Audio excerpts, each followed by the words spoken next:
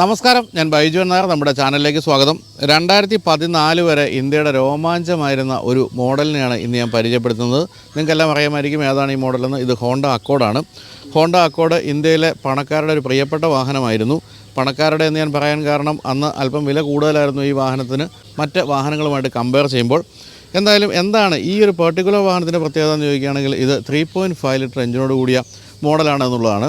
ഇവിടെ പ്രധാനമായിട്ടും വിറ്റിരുന്ന 2.4 ലിറ്ററിൻ്റെ എഞ്ചിനായിരുന്നെങ്കിൽ വളരെ കുറച്ച് മാത്രം ഇന്ത്യയിൽ വിറ്റ മോഡലാണ് 3.5 ലിറ്റർ V6 എഞ്ചിനോട് കൂടിയ ഈ ഒരു വേരിയൻറ്റ്. 275 BHP ആണ് ഈ എഞ്ചിൻ്റെ പവർ.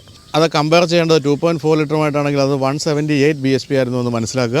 അപ്പോൾ ആ തരത്തിൽ വളരെ പവർഫുള്ളായ എഞ്ചിനോട് കൂടിയ ഒരു വാഹനമാണിത്. എന്ന് തന്നെ വല്ല അക്കാലത്ത് നിലവിലുണ്ടായിരുന്ന BMW 3 സീരീസ് പോലുള്ള വാഹനങ്ങളെ പോലും കവച്ചു വയ്ക്കുന്ന എഞ്ചിൻ പവർ ഉണ്ടായിരുന്നു ഈ വാഹനത്തിന്. വിലയും അതുപോലെ ഉണ്ടായിരുന്നു എന്നുള്ളത് മറ്റൊരു കാര്യം. എന്നിട്ട് പോലും BMW വാങ്ങിക്കാവുന്ന ഒരവസ്ഥയിലുള്ളവർ പോലും എന്തുകൊണ്ടാണ് ഹോണ്ട അക്കോർഡ് വാങ്ങിച്ചതെന്ന് ചോദിക്കുകയാണെങ്കിൽ അത് ഓടിച്ച് നോക്കുമ്പോഴാണ് നമുക്ക് മനസ്സിലാകുക എത്രത്തോളം പവർഫുള്ളാണ്, എത്രത്തോളം സ്മൂത്താണ് ഈ വാഹനം എന്നുള്ള കാര്യം. ഈ വാഹനം നിങ്ങൾ കണ്ടിട്ടുണ്ടാവും, കാരണം നമ്മുടെ റാപ്പിഡ് ഫയറിൽ ഈ വാഹനം പ്രത്യക്ഷപ്പെട്ടിട്ടുണ്ട്. ഹരി എന്ന ഈ വാഹനത്തിൻ്റെ ഉടമയാണ് അന്ന് ഈ വാഹനം കൊണ്ടുവന്നത്. ഹരി ഇപ്പോഴും ഇവിടെയുണ്ട്, നമ്മോടൊപ്പം ഉണ്ട്. ഹരിയോട് നമുക്ക് കുറച്ച് കാര്യങ്ങൾ ചോദിച്ച് മനസ്സിലാക്കാനുണ്ട്. എങ്കിൽ പോലും വാഹനത്തെപ്പറ്റി കുറച്ച് കാര്യങ്ങൾ പറഞ്ഞതിന് ശേഷമാകാം അത് എന്നാണ് ഞാൻ വിചാരിക്കുന്നത്.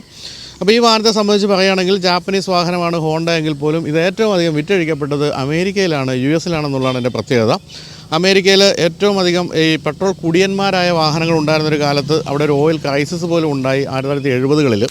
ആ സമയത്ത് അമേരിക്കൻ ഗവൺമെൻറ് എന്താ പറയുക വെൽക്കം ചെയ്ത് കൊണ്ടുവന്ന ഒരു വാഹനമാണ് ഇതെന്നാണ് പറയേണ്ടത്. കാരണം മൈലേജുള്ള വാഹനങ്ങളെ പ്രോത്സാഹിപ്പിക്കുന്നതിൻ്റെ ഭാഗമായിട്ട് അമേരിക്കൻ ഗവൺമെൻറ് തന്നെ ഹോണ്ട അക്കോർഡിനെ പ്രോത്സാഹിപ്പിച്ചിരുന്നു.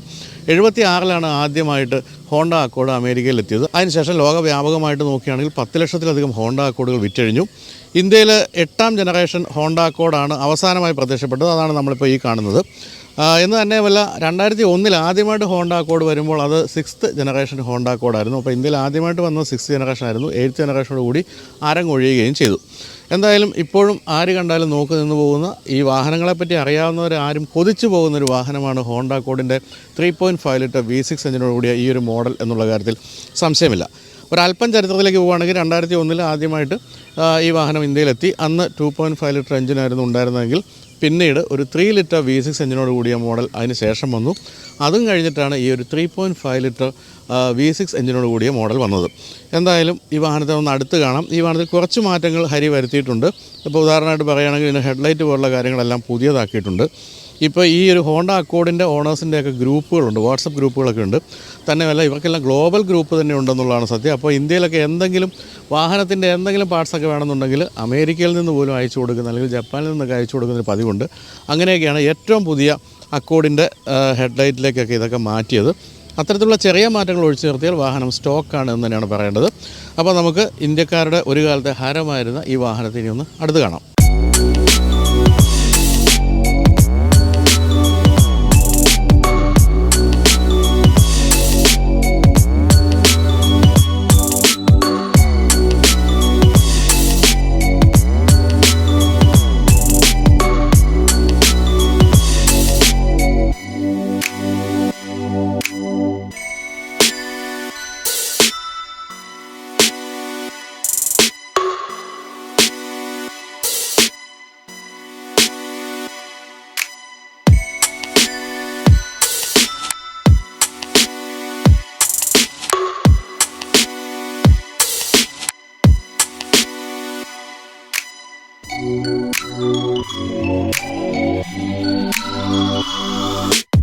രണ്ടായിരത്തി 2001 ഹോണ്ട അക്കോർഡ് ഇന്ത്യയിൽ ആദ്യമായിട്ട് വന്നതെന്ന് പറഞ്ഞല്ലോ. അതിനുശേഷം 2004, 2008, 2011 കാര്യമായ രീതിയിൽ അല്ലെങ്കിലും ചെറിയ ഫേസ് ലിഫ്റ്റൊക്കെ സംഭവിച്ചു. കൂടുതൽ ഡിസൈൻ ഷാർപ്പാക്കി മാറ്റി എന്നുള്ളതാണ് പ്രത്യേകത. ഇന്നിപ്പോൾ ഈ കാണുന്ന ഈ മോഡൽ 2011 മോഡലാണെന്ന് ഞാൻ പറഞ്ഞല്ലോ. അപ്പോൾ ഏറ്റവും കൂടുതൽ ഫേസ് ലിഫ്റ്റ് ആണെന്നൊരു മോഡലാണ് ഇതെന്നാണ് പറയേണ്ടത്. ഇതിൽ നമ്മൾ കാണുമ്പോൾ അറിയാം വളരെ ഷാർപ്പായ ബോഡി ലൈനുകളൊക്കെയാണ്. തന്നെയല്ല നീളം എന്ന് പറയുന്ന 5 മീറ്ററോളം നീളമുള്ളൊരു വാഹനമാണിത്. ഇത്രത്തോളം ഇൻറ്റീരിയർ സ്പേസ് ഉണ്ടാകുമെന്ന് അറിയാമല്ലോ. 2800 മില്ലിമീറ്ററാണ് വീൽ ബേസ്. ഒരു പിശുക്കുമില്ല ഡയമെൻഷൻ്റെ കാര്യത്തിൽ നിന്നാണ് മനസ്സിലാക്കേണ്ടത്. പക്ഷേ ആകെ ഒരു കുഴപ്പമായിട്ട് പറയാവുന്നത് 155 മില്ലിമീറ്റർ ഉള്ളൂ ഗ്രൗണ്ട് ക്ലിയറൻസ് എന്നുള്ള കാര്യമാണ്. പക്ഷേ അതൊരു വലിയ പരാതിയായിട്ട് ആരും പറഞ്ഞു കേട്ടിട്ടില്ല. അന്ന് നമ്മൾ റാപ്പിഡ് ഫയർ ചെയ്തപ്പോൾ ഞാൻ പറഞ്ഞിരുന്നു ഈ വാഹനവുമായിട്ട് ബന്ധപ്പെട്ട എൻ്റെ ഏറ്റവും മനോഹരമായ ഓർമ്മ ഞാൻ ഏഷ്യാനെറ്റിൽ പ്രോഗ്രാം ചെയ്യുന്ന സമയത്ത് ഈ വാഹനമായിട്ട് കൊടൈക്കനാലിലേക്ക് ഓടിച്ചു പോയ ഒരു ഓർമ്മയാണ്. അന്ന് ഇപ്പോഴത്തെ പോലെ കൊടൈക്കനാലിലേക്കുള്ള റോഡൊന്നും അത്ര ഗംഭീരമായ റോഡൊന്നും ആയിരുന്നില്ല. അതുകൊണ്ട് തന്നെ കുഴിയൊക്കെ ഉണ്ടായിരുന്നു. ഒരിക്കലും അങ്ങനെ അടിതട്ടുകയോ പ്രശ്നങ്ങളൊന്നും തോന്നിയില്ല. പക്ഷേ അന്ന് തോന്നിയ ഒരേ ഒരു പ്രശ്നം ഇതിൻ്റെ മൈലേജ് ആയിരുന്നു. മൈലേജ് വളരെ കുറവായിരുന്നു എന്ന് എനിക്ക് ഓർമ്മയുണ്ട്. പക്ഷേ അത് V6 ആയിരുന്നില്ല ഓടിച്ചിരുന്നത്. എന്നിട്ട് പോലും മൈലേജ് കുറവായിരുന്നു. കാരണം നമ്മൾ ഇത്തരം വാഹനങ്ങൾ കിട്ടിക്കഴിഞ്ഞാൽ പൂർണ്ണമായിട്ടും ചവിട്ടി പിടിച്ച് ഓടിക്കുമല്ലോ. അങ്ങനെ മൈലേജ് വലിയ ഡ്രോപ്പായ ഒരു ഓർമ്മ എനിക്കുണ്ടെന്നല്ലാതെ ബാക്കി എല്ലാ തരത്തിലും വളരെ സുന്ദരമായ ഓർമ്മകൾ മാത്രമേ എനിക്ക് ഈ വാഹനവുമായിട്ട് ഓർമ്മയിലുള്ളൂ. എന്തായാലും ഇപ്പോൾ ഈ കാണുന്ന പോലെ അടുത്തൊന്ന് കാണുകയാണെങ്കിൽ V6 മോഡൽ വന്നപ്പോൾ ഉണ്ടായ 1-2 മാറ്റങ്ങളിലൊന്ന് ഇവിടെ ഈ ഒരു ക്രോം ഫിനിഷുള്ള ഈ 2 സൈഡിലും ക്രോം ഫിനിഷുള്ള ഒരു ഭാഗം വന്നു. എന്നാൽ തന്നെ വല്ല ഗ്രില്ലിൻ്റെ രൂപത്തിൽ അവിടെ ഇവിടെയൊക്കെയായിട്ട് ചെറിയ വ്യത്യാസങ്ങൾ ഈ 2.4 ലിറ്ററുമായിട്ട് ഉണ്ടായിരുന്നു എന്ന് തന്നെയാണ് എൻ്റെ ഓർമ്മ. എന്നാലും ഇപ്പോൾ ഈ കാണുന്നത് സ്റ്റോക്ക് ഗ്രില്ല് തന്നെയാണ് ഈ വാഹനത്തിൻ്റെത്. പക്ഷേ മാറ്റം വന്നിരിക്കുന്നത് ഹെഡ്ലൈറ്റിൻ്റെ കാര്യത്തിലാണ്. മനോഹരമായ ഇൻസെർട്ടുകളൊക്കെയുള്ള ഏറ്റവും പുതിയ ലൈറ്റാണ്, ഹെഡ്ലൈറ്റാണ് ഉപയോഗിച്ചിരിക്കുന്നത്. ഡേ ടൈം റണ്ണിങ് ലാമ്പും കൊടുത്തിട്ടുണ്ട്. ഇത് ഏറ്റവും പുതിയ അക്കോഡ്, അതായത് ഇപ്പോൾ ജപ്പാനിലും വരുന്നതിലുള്ള ഏറ്റവും പുതിയ അക്കോഡിൻ്റെ ഹെഡ് ലാമ്പ് തന്നെയാണ് ഉപയോഗിച്ചിരിക്കുന്നത്. താഴെയായിട്ടൊരു എയർ ഡാം ഉണ്ട്. അതുപോലെ 2 സൈഡിലും ഫോഗ് ലാമ്പ് കൊടുത്തിട്ടുണ്ട്. ഇവിടെ സെൻസേഴ്സൊക്കെ അന്നുണ്ടായിരുന്നതാണോ അതോ ഹരി എക്സ്ട്രാ ഫിറ്റ് ചെയ്തതാണോ എന്നുള്ള കാര്യം നമുക്ക് ഹരിയോട് സംസാരിക്കുമ്പോൾ ചോദിച്ചു നോക്കാം. എന്തായാലും വളരെ നീളൻ ബോണറ്റാണ്. ജാപ്പനീസ് വാഹനങ്ങളുടെ സാധാരണഗതിയിലുള്ള കെയ്ക്കാർ ഡിസൈൻ എന്നൊക്കെ പറയുന്നത് എപ്പോഴും ഉൾഭാഗത്ത് കൂടുതൽ സ്പേസ് തരികയും ബോണറ്റ് കട്ട് ചെയ്ത് ചെറുതാക്കുകയൊക്കെ ചെയ്യുന്ന പരിപാടിയാണ്. പക്ഷേ ഈ വാഹനത്തിൻ്റെ കാര്യത്തിൽ അങ്ങനെയൊന്നുമില്ല. കാരണം 5 മീറ്റർ നീളമുള്ള വാഹനമാണ്. അതുകൊണ്ട് തന്നെ ഇത്തിരി ബോണറ്റ് നീണ്ടു നിന്നാലും അകത്ത് ഇഷ്ടംപോലെ സ്പേസ് സാധ്യതയുണ്ട്. ഇപ്പോൾ ഈ V6 കാര്യത്തിൽ പ്രധാനമായിട്ടും ഇത് കണ്ടാൽ വാഹനപ്രേമികൾക്ക് പെട്ടെന്ന് മനസ്സിലാകുന്ന ഇതിൻ്റെ ഈ ഒരു അലോയ് വീലിൻ്റെ ഡിസൈനാണ്. ഇത് V6 മാത്രം വന്ന ഡിസൈനാണ് ഈ കൊടുത്തിരിക്കുന്നത്. ഇപ്പോൾ ഏറ്റവും കാലികമായ ഏറ്റവും പുതിയ വാഹനങ്ങളിൽ കാണുന്ന ഡിസൈൻ തന്നെയല്ലേ ഇത്? അന്ന് തൊട്ടേ ഹോണ്ട അത്തരം കാര്യങ്ങളിൽ വളരെ മുന്നിലായിരുന്നു എന്നാണ് നമ്മൾ മനസ്സിലാക്കേണ്ടത്. 17 ഇഞ്ച് ടയേഴ്സാണ് കൊടുത്തിരിക്കുന്നത്. മനോഹരമായ അലോയ് എന്ന് തന്നെയാണ് പറയേണ്ടത്. സൈഡ് പ്രൊഫൈലിലൊക്കെ ഇവിടെയൊക്കെ ചെറിയ ഇപ്പോൾ ബ്ലാക്ക് ക്ലാഡിങ് കൊടുക്കുന്നതിന് പകരം ബോഡി കളേർഡായിട്ടുള്ള ക്ലാഡിംഗ് ഒക്കെയാണ് നമ്മളിവിടെ കാണുന്നത്. അതുപോലെ ഇവിടെയൊക്കെ ഷാർപ്പായിട്ടുള്ള ബോഡി ലൈനുകളൊക്കെ വന്നിട്ടുണ്ട്. ബോഡി കളേർഡ് തന്നെയാണ് സൈഡ് വ്യൂ മിറേഴ്സ്. അതിൽ ടേൺ ഇൻഡിക്കേറ്റേഴ്സ് കൊടുത്തിട്ടുണ്ട്. അന്ന് അതായത് ആ കാലത്ത് ഇപ്പോൾ നമ്മൾ സൺറൂഫ് എന്നൊക്കെ പറയുന്നത് ഇപ്പോൾ വളരെ വ്യാപകമായിട്ടുണ്ടെങ്കിൽ അന്നത്തെ കാലത്ത് തന്നെ സൺറൂഫുള്ള വാഹനമായിരുന്നു ഈ 3.5 ലിറ്റർ V6 മാത്രമല്ല 2.4 ലിറ്റർ അതായത് എൻട്രി ലെവൽ മോഡൽ പോലും ഉണ്ടായിരുന്നു സൺറൂഫ്. സിംഗിൾ പെയിൻ സൺറൂഫ് എന്നുള്ളതാണ് ഏറ്റവും വലിയ പ്രത്യേകത. അതുപോലെ വലിയ ഗ്ലാസ് ഏരിയയാണ്, ടിൻഡഡ് ഗ്ലാസ് ആണ്, കമ്പനിയായിട്ട് തന്നെ ടിൻഡഡ് ആയിട്ട് കൊടുത്തിരിക്കുന്ന ഗ്ലാസ്സാണ് ഈ കാണുന്നത്. ബോഡി കളേർഡ് അല്ല, സ്റ്റീൽ ഫിനിഷാണ് ഡോർ ഹാൻഡിലിന് കൊടുത്തിരിക്കുന്നത്. ഒരു കോർണർ ഗ്ലാസ് കൂടി കൊടുത്തിട്ടുണ്ട്. വാഹനത്തിൻ്റെ ഹൈറ്റും ഒട്ടും മോശമല്ല. ഇൻറ്റീരിയറിൽ ഇരിക്കുമ്പോൾ മോശമല്ലാത്ത ഹെഡ് സ്പേസ് ഉണ്ടെന്നുള്ള കാര്യത്തിൽ സംശയമില്ല. പിൻഭാഗത്തേക്ക് വരുമ്പോൾ ബൂട്ട് സ്പേസ് എത്രത്തോളം ഉണ്ട് എന്ന് മനസ്സിലാക്കി തരുന്ന രീതിയിലാണ് പിൻഭാഗത്തേക്കുള്ള ആ ഒരു നീളം കാണുമ്പോൾ മനസ്സിലാകാം. അതുപോലെ തന്നെ വളരെ ചെരിഞ്ഞിറങ്ങുന്ന വിൻഷീൽഡാണ് പിൻഭാഗത്ത് കൊടുത്തിരിക്കുന്നത്. ഇവിടെ ഒരു സ്പോയിലറുണ്ട്, ഇൻ്റഗ്രേറ്റഡ് സ്പോയിലർ. വളരെ ഭംഗിയായിട്ടൊരു ലിപ്പ് പോലെ കൊടുത്തിരിക്കുന്ന ഭംഗിയായിട്ടുണ്ട്. അതിലേക്ക് കടന്നു നിൽക്കുകയാണ് ഹോണ്ടയുടെ ലോഗോ. അതുപോലെ വളരെ മനോഹരമായ ഇതും മാറ്റിയിട്ടുണ്ടെന്ന് തന്നെയാണ് എൻ്റെ ഓർമ്മ. കാരണം വെച്ചാൽ ഇത് LED ആണ് കൊടുത്തിരിക്കുന്നത്. അപ്പം ഈ ഒരു ടെയിൽ ലാമ്പിലും മാറ്റം വന്നിട്ടുണ്ടാകാം. ഹരി പുതുതായിട്ട് ഫിറ്റ് ചെയ്തതാണെന്ന് നമുക്ക് ചോദിച്ചു നോക്കാം. ഇവിടെയാണ് ഈ വാഹനം V6 ആണ് എന്ന് പെട്ടെന്ന് നമുക്ക് മനസ്സിലാക്കി തരുന്ന സംഭവം. അതിഗംഭീരമായ വാഹനപ്രേമികളുടെ ഉള്ളുലയ്ക്കുന്ന ഒരു ബ്രാൻഡിങ് എന്ന് തന്നെയാണ് വിളിക്കേണ്ടത്. ഇവിടെ അക്കോഡ് എന്നുള്ള ബാഡ്ജിങ് കാണാം. അതുപോലെ വളരെ വലിയ ബമ്പറാണ് കൊടുത്തിരിക്കുന്നത്. അതിലും 2 സെൻസേഴ്സ് കൊടുത്തിട്ടുണ്ട്. അപ്പോൾ നമുക്ക് ബൂട്ട് സ്പേസ് നോക്കാം. എന്തായാലും ഇത്രയും വലിയൊരു വാഹനം ആകുമ്പോൾ ബൂട്ട് സ്പേസ് മോശമാകാൻ സാധ്യതയില്ല. ഇത് ഇഷ്ടം പോലെ കയറി കിടക്കാവുന്ന അത്രയും സ്പേസ് ഉണ്ട്. ഹരിയുടെ കാര്യത്തിൽ ഹരിയുടെ എല്ലാ വാഹനങ്ങളും, കുറേ വാഹനം ഉണ്ട് കേട്ടോ ഹരിക്ക്, എല്ലാം ഗംഭീരമായിട്ടാണ് സൂക്ഷിക്കപ്പെടുന്നത്. ഇതിൻ്റെ അതുണ്ട്, പൊടി പോലും ഇല്ല കണ്ടുപിടിക്കാനെന്ന് പറഞ്ഞ പോലെയാണ്. തന്നെ അവിടെ നിങ്ങൾ കാണുന്നുണ്ടാകും അവിടെ ഒരു ഓപ്പണിങ്. അത് നമ്മൾ സ്കോഡയുടെയും മറ്റും വാഹനങ്ങൾ കണ്ടുള്ള പോലെ ഉള്ളിൽ നിന്നും എന്തെങ്കിലും ഈ ബൂട്ടിലിരിക്കുന്ന എന്തെങ്കിലും സാധനം എടുക്കണമെങ്കിൽ നമുക്കത് തുറന്നെടുക്കാവുന്നതാണ്, ചെറിയ സാധനങ്ങളൊക്കെ. അപ്പോൾ അത് വളരെ സൗകര്യപ്രദമായൊരു കാര്യമാണ്. അതുപോലെ ഫുൾ സൈസ് ടയർ തന്നെയാണ് കൊടുത്തിരിക്കുന്നത്. അതിനുള്ള സ്പേസും കണ്ടെത്തിയിട്ടുണ്ട്. അപ്പോൾ എന്തായാലും ബൂട്ട് സ്പേസിൻ്റെ കാര്യത്തിലായാലും ഇൻറ്റീരിയർ സ്പേസിൻ്റെ കാര്യത്തിലായാലും യാതൊരു കുറ്റവും പറയാനില്ലാത്തൊരു വാഹനമാണ്. അത്രയധികം സ്പേസ് കൊടുത്തിട്ടുണ്ട്. അപ്പോൾ എന്തായാലും വാഹനത്തിൻ്റെ നീളമായാലും അതുപോലെ എൻജിൻ സ്പെക്കായാലും എല്ലാം തന്നെ നമ്മളെ ഓർപ്പിക്കുന്ന ജർമ്മൻ പ്രീമിയം വാഹനങ്ങളെയാണ്. ആ കാലത്ത് അത്തരം വാഹനങ്ങളുമായിട്ട് പിടിച്ചു നിൽക്കാവുന്ന അവസ്ഥയിലായിരുന്നു ഈ വാഹനം എന്നാണ് നമ്മൾ മനസ്സിലാക്കേണ്ടത്. അത്രയും വില കൊടുത്തത്, അതായത് ഈ വാഹനത്തിന് തുടങ്ങിയ സമയത്ത് എൻ്റെ ഓർമ്മ ശരിയാണെങ്കിൽ 15.5 ലക്ഷം തൊട്ട് 16 ലക്ഷം രൂപ വരെയായിരുന്നു ഈ വാഹനത്തിൻ്റെ അന്നത്തെ വില. 2.4 ലിറ്ററിൻ്റെ. അതിനുശേഷം V6 വന്നപ്പോൾ ഈ വാഹനത്തിൻ്റെയൊക്കെ ഒരു കാലം എത്തിയപ്പോഴത്തേക്കും 27 ലക്ഷത്തോളം രൂപ വില വന്നു. 27 ലക്ഷം രൂപയ്ക്ക് എൻ്റെ ഓർമ്മ ശരിയാണ് ഞാൻ ആദ്യമായിട്ട് ബെൻസിൻ്റെ C ക്ലാസ് ഓടിക്കുന്നത് ആ വാഹനത്തിന് 24 ലക്ഷം രൂപ വിലയുള്ളപ്പോഴാണ്. എന്ന് പറയുമ്പോൾ ബെൻസിൻ്റെ C ക്ലാസിൻ്റെയോ അല്ലെങ്കിൽ BMW 3 സീരീസിൻ്റെയോ ഓഡിയുടെ A4 ഒക്കെ ആ ഒരു വിലയുണ്ടായിരുന്ന വാഹനമായിരുന്നിട്ട് പോലും ഇന്ത്യയിൽ കാര്യമായ രീതിയിൽ ഈ വാഹനം വിറ്റു. ഇത് ഞാൻ പറഞ്ഞല്ലോ 1 മില്യണിലധികം ലോകവ്യാപകമായിട്ട് വിറ്റിട്ടുണ്ടെങ്കിലും ഇന്ത്യയിൽ വന്ന സമയത്ത് തന്നെ 2 മാസം കൊണ്ട് 600 യൂണിറ്റുകൾ വിറ്റു. അത് ഇത്തരത്തിലുള്ളൊരു വാഹനത്തെ സംബന്ധിച്ച് ഒട്ടും മോശം ഒരു ഫിഗർ അല്ല എന്നാണ് പറയേണ്ടത്. അപ്പോൾ അങ്ങനെയുള്ള ഹോണ്ട അക്കോർഡിൻ്റെ 3.5 ലിറ്റർ V6 275 bhp എഞ്ചിൻ്റെ എക്സ്റ്റീരിയറാണ് നമ്മൾ കണ്ടത്. ഇനി നമുക്ക് ഇൻറ്റീരിയറിലെ വിശേഷങ്ങൾ നോക്കാം.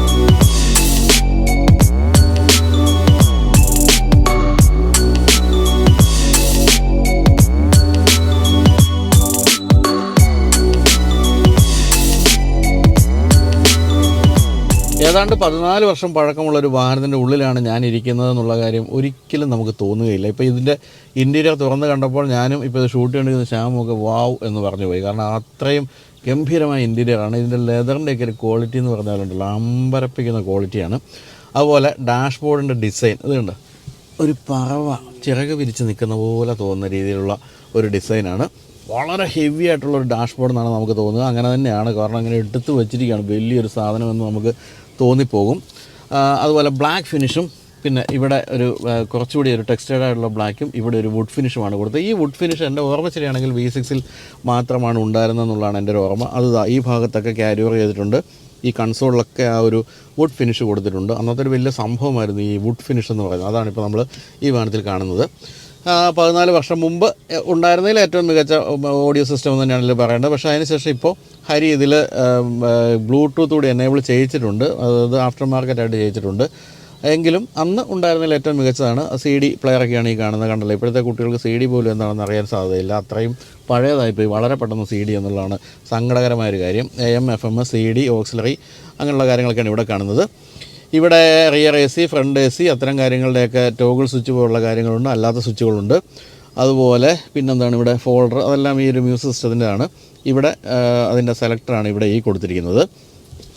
പിന്നെ AC വെൻറ്റുകൾ, ഇവിടെ 2 AC വെൻറ്റ്, 2 സൈഡിലും ഓരോ AC വെൻറ്റും കൊടുത്തിട്ടുണ്ട്. ഇവിടെയായിട്ട് മൊബൈൽ ഫോണും മറ്റും സൂക്ഷിക്കാവുന്ന സ്ഥലമുണ്ട്. ഇപ്പോഴത്തെ വാഹനങ്ങളുടെ പോലെ വയർലെസ് ചാർജിങ് ഒന്നും പ്രതീക്ഷിക്കരുതല്ലോ. ഇവിടെ ഒരു ചാർജിങ് പോയിൻ്റ്, ഇവിടെ സിഗരറ്റ് എന്താ പറയണ്ടത് ആസ്ട്രയാണ് ഇവിടെ കൊടുത്തിരിക്കുന്നത്. ഇതാണ് ഈ വാഹനത്തെ ചലിപ്പിക്കുന്ന ഗിയർ ലിവർ എന്ന് പറയുന്നത്. അതിലും വുഡ് ഫിനിഷും അതുപോലെ തന്നെ മനോഹരമായ സ്റ്റിച്ചിങ്ങോട് കൂടിയ ലെതർ ഫിനിഷും കൊടുത്തിട്ടുണ്ട്. ഈ ഭാഗത്ത് ഒരു സ്റ്റോറേജ് സ്പേസ് ഉണ്ട്, അതാണ് ഈ കാണുന്നത്. അതുപോലെ ഇവിടെ സ്ലൈഡിങ് ഒരു ആംബ്രസ്റ്റാണ് കൊടുത്തിരിക്കുന്നത്. അത് തുറക്കുമ്പോൾ അതിൽ 1-2 തട്ടുകളൊക്കെ കൊടുത്തിട്ടുണ്ട് സ്റ്റോറേജ് സ്പേസായിട്ട്. ഒക്കെ വളരെ തോട്ട്ഫുള്ളായിട്ട് ഇരിക്കുന്ന കാര്യങ്ങളാണ്. ഇവിടെ ഡ്രൈവർ സീറ്റിന് ഇലക്ട്രിക്കൽ അഡ്ജസ്റ്റ്മെൻറ്റുകളൊക്കെ ഉണ്ട്. അതുമൊക്കെ അന്നത്തെ കാലത്ത് പ്രീമിയം വാഹനങ്ങളിൽ മാത്രം കാണുന്നതെന്ന് നിങ്ങൾ മനസ്സിലാക്കുക. സ്ലാൻഡിങ് പൊസിഷനും നമുക്ക് ഇലക്ട്രിക്കൽ തന്നെ കണ്ടെത്താം. ഹൈറ്റ്, സീറ്റിൻ്റെ ഹൈറ്റ് കൂട്ടാവുന്നതാണ്. നമ്മൾ സത്യത്തിൽ ഇത്തരത്തിലുള്ള വാഹനങ്ങൾ ഇരിക്കുമ്പോൾ ഒരു കുഴിക്കകത്തിരിക്കുന്ന ഫീൽ ഉണ്ടാകാറുണ്ട്. പക്ഷേ ഈ വാഹനത്തിനിടയിൽ അങ്ങനെ തോന്നുന്നില്ല കേട്ടോ. എനിക്ക് തോന്നുന്നു കുറേ കൂടി ഒരു ഹൈറ്റ് ഇതിൻ്റെ ഒരു ഫ്ലോറിനുണ്ട് എന്നുള്ള കാര്യമാണ്. പക്ഷേ എന്തായാലും പാസഞ്ചർ സൈഡിൽ കൊടുത്തിരിക്കുന്നത് മാനുവൽ അഡ്ജസ്റ്റ്മെൻറ്റുകൾ തന്നെയാണ്. എൻ്റെ അമ്മ ഒന്ന് തിരിക്കണം, ഇങ്ങനെയൊക്കെയുള്ള അഡ്ജസ്റ്റ്മെൻറ്റുകൾ മാത്രമേ ഉള്ളൂ. സീറ്റിൻ്റെ കംഫർട്ടാണ് എനിക്ക് ഏറ്റവും ഇഷ്ടപ്പെട്ടത് കേട്ടോ. എന്ത് രസികൻ ലെതറാണെന്ന് ഉപയോഗിച്ചിരിക്കുന്നത്. അതിൻ്റെ ആ ഒരു പ്രീമിയം ലുക്ക് തീർച്ചയായിട്ടും ഉണ്ട്. 14 വർഷം കഴിഞ്ഞിട്ടും ഹരിയുടെ ആയതുകൊണ്ട് കൂടാണ് കേട്ടോ ചെളി പോലും ഇല്ലാതെ കൊണ്ടു നടക്കുന്നുണ്ട്. ബോൾസ്റ്റേഴ്സൊക്കെ ഉണ്ട്. നല്ല വീതിയുള്ള സീറ്റാണെന്നുള്ളത് മറ്റൊരു കാര്യം. കുതുകെ പോവും. സ്പേസ് അതിനൊന്നും പറയേണ്ട കാര്യമില്ല. ഈ വാഹനം കാണുമ്പോൾ നിങ്ങൾക്ക് അറിയില്ല എത്രത്തോളം സ്പേസ് ഉണ്ടെന്നുള്ള കാര്യം. ഇനി ഗ്ലൗ ബോക്സിലെ സ്പേസും മോശമല്ല, തരക്കേടില്ലാത്ത ഗ്ലൗ ബോക്സ്. ഈ ഏതൊരു വാഹനത്തിൻ്റെയും നിർമ്മാണ നിലവാരം നിങ്ങൾ മനസ്സിലാക്കണമെങ്കിൽ ഗ്ലോ ബോക്സ് ഒന്ന് തുറന്നടച്ചാൽ മതി. സാധാരണ നമ്മളൊരല്പം വില കുറഞ്ഞ വാഹനങ്ങളൊക്കെ ആണെങ്കിൽ ഇതിങ്ങനെ തുറക്കുമ്പോൾ തന്നെ ഇതിങ്ങനെ പിടിവിട്ടങ്ങ് വീഴും. തന്നെയല്ല ഈ സൈഡ് ഈ പാനൽ ഗ്യാപ്പ് പോലുള്ള കാര്യങ്ങളൊക്കെ വളരെ കൂടുതലായിരിക്കും. പിന്നെ ഈ സൈഡിലൊക്കെയുള്ള പ്ലാസ്റ്റിക് വളരെ മോശം പ്ലാസ്റ്റിക് ആയിരിക്കും. അതൊക്കെയാണ് വളരെ പെട്ടെന്ന് വാഹനത്തിൻ്റെ ബിൽഡ് ക്വാളിറ്റി മനസ്സിലാക്കാനുള്ള ഒരു മാർഗ്ഗം എന്ന് പറയുന്നത്. പിന്നെ ഇതാ സിംഗിൾ പെയിൻ സൺറൂഫ് കൊടുത്തിട്ടുണ്ട്. റിയർവ്യൂ മിററിലൊക്കെ ഹരിയുടെ വകയായിട്ട് റിവേഴ്സ് ക്യാമറയൊക്കെയാണ് കൊടുത്തിരിക്കുന്നത്. അത്തരം കാര്യങ്ങളൊക്കെ പുതിയതാക്കിയിട്ടുണ്ട്. ആധുനികമാക്കാൻ മാക്സിമം പറ്റുന്നതൊക്കെ ഹരി ചെയ്തിട്ടുണ്ട്. പിന്നെ ഇനി നമുക്ക് ഡോർ പാഡിലേക്ക് വേണമെങ്കിൽ ഡോറിൻ്റെ ഒരു നീളം കണ്ടോ, വിശാലമായ ഷോറൂമാണ് ഡോറെന്ന് പറയുന്നത് തന്നെ. അതിൽ കപ്പ് ഹോൾഡേഴ്സ് ബോട്ടിൽ ഹോൾഡേഴ്സ് കൊടുത്തിട്ടുണ്ട്. പിന്നെ ആ ഒരു വുഡ് ഫിനിഷ് അവിടെയും വന്നിട്ടുണ്ട്. മനോഹരമായ ആംബ്രസ്റ്റ് ഉണ്ട്. അതുപോലെ പില്ലറിലൊരു ട്വീറ്റർ കൊടുത്തിട്ടുണ്ട്. വളരെ വിശാലമായ ഗ്ലാസ് ഏരിയയുണ്ട്. അങ്ങനെ അത്തരം കാര്യങ്ങളിലൊന്നും യാതൊരു മോശവുമില്ല. ഇനിയിപ്പോൾ സ്റ്റിയറിംഗ് വീലിലേക്ക് പോവുകയാണെങ്കിൽ സ്റ്റിയറിംഗ് വീലിലും ഈ ഭാഗത്തൊക്കെ ഇങ്ങനെ ഒരു വുഡ് ഫിനിഷ് കൊടുത്തിരിക്കുന്നത് ആദ്യമായിട്ടാണ് കാണുന്നത് കേട്ടോ. നല്ല രസമായിട്ടുണ്ട്. അതൊക്കെ വളരെ പ്രീമിയമാണ്. അതുപോലെ ഈ ഭാഗത്തൊക്കെ വുഡ് ഫിനിഷ് ഉണ്ട്.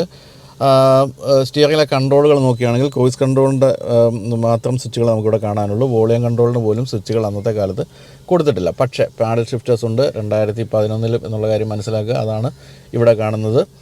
വളരെ വലിയൊരു മീറ്റർ കൺസോളാണ് കൊടുത്തിരിക്കുന്നത്. പക്ഷേ അതിലങ്ങനെ വലിയ ഇൻഫർമേഷൻ ഒന്നും പറയാനില്ല. കാരണം അന്നത്തെ കാലത്ത് കാണുന്ന പോലെ തന്നെ ടാക്കോമീറ്റർ, സ്പീഡോമീറ്റർ, പിന്നെ ഫ്യൂൽ ഗേജ്, ടെമ്പറേച്ചർ ഗേജ് അത്തരം കാര്യങ്ങളൊക്കെ ഉള്ളെങ്കിലും വളരെ വലുതാണത്. ഈസി ആയിട്ട് കാണാവുന്ന രീതിയിൽ. സത്യം പറഞ്ഞാൽ ഡിജിറ്റൽ മീറ്ററുകളെക്കാളും രസം അല്ലെങ്കിൽ ഭംഗിയൊക്കെ തന്നെ ഈ ഒരു പഴയ രീതിയിലുള്ള മോട്ടറുകൾക്കാണ്.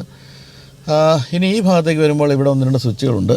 അതിൽ പ്രധാനമായിട്ടും പറയുന്നത് VSAയുടെ സ്വിച്ചാണ്. അത് ഓഫ് ചെയ്യാൻ വേണ്ടിയുള്ള സ്വിച്ചാണ് ഈ കാണുന്നത്.